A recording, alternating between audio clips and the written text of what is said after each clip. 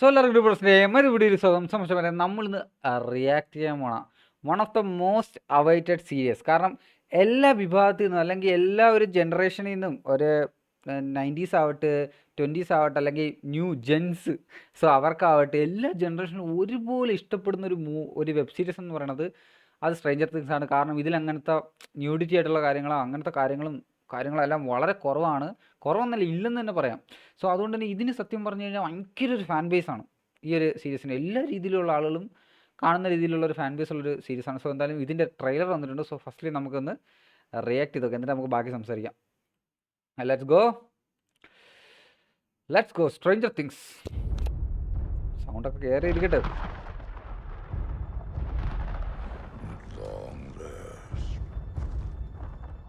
ഇത് തീർന്നില്ല, അതാണ്. ഇവൻ ചത്തയില്ലേ?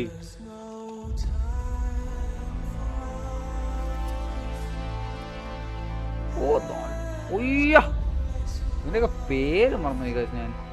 We're really starting to lose it. Being stuck in here, no end in sight.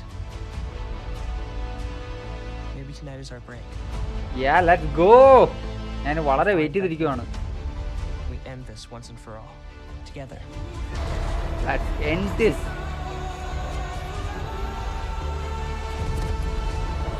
Woo! This isn't like one of your campaigns. You don't get to write the ending. Not this time.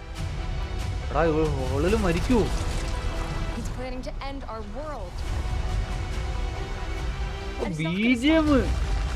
Till we're drained of every last ounce of suffering. This November, let's go. Date എങ്ങനാ?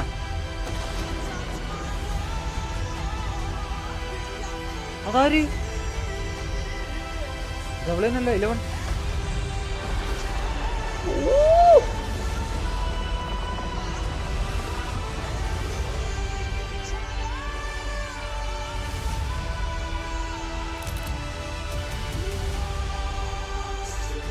Last adventure ഇതോടെ തീരുവാണിത്.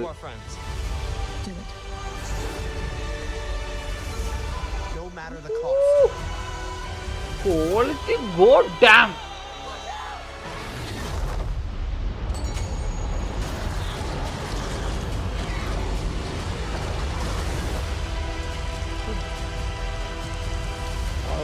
ഇവൻ villain. അവളെ തൂക്കിയാ? അവനെയാണോ തൂക്കിയത്?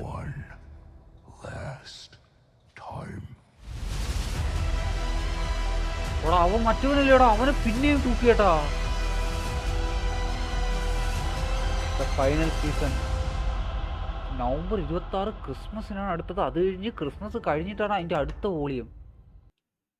ഞാൻ ഒരു കാര്യം ചോദിക്കട്ടാ, ഇതിൻ്റെ ഒരു എപ്പിസോഡ് ഞാൻ കേട്ടത് വെച്ച് നോക്കുകയാണെങ്കിൽ ഞാൻ കേട്ടത്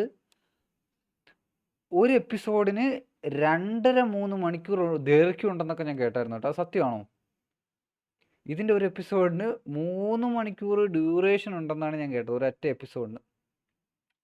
സോ ആക്ച്വലി അത് സത്യമാണോ ഗൈസ്? എനിക്കറിയില്ല, നിങ്ങൾക്ക് അറിയെങ്കിൽ ഒന്ന് പറഞ്ഞു കേട്ടോ.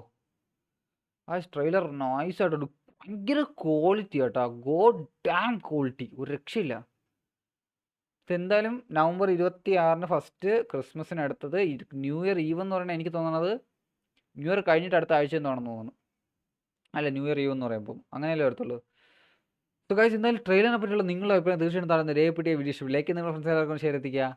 അപ്പോൾ ശരി, മറ്റൊരു വീഡിയോയിൽ കാണുന്നവരെ ബൈ. പിന്നെ ഈ ഒരു ട്രെയിലർ നിങ്ങൾക്ക് എത്രത്തോളം ഇഷ്ടമാണെന്ന് കൂടെ താഴെ ഒന്ന് കമൻറ്റ് ചെയ്യാം കേട്ടോ.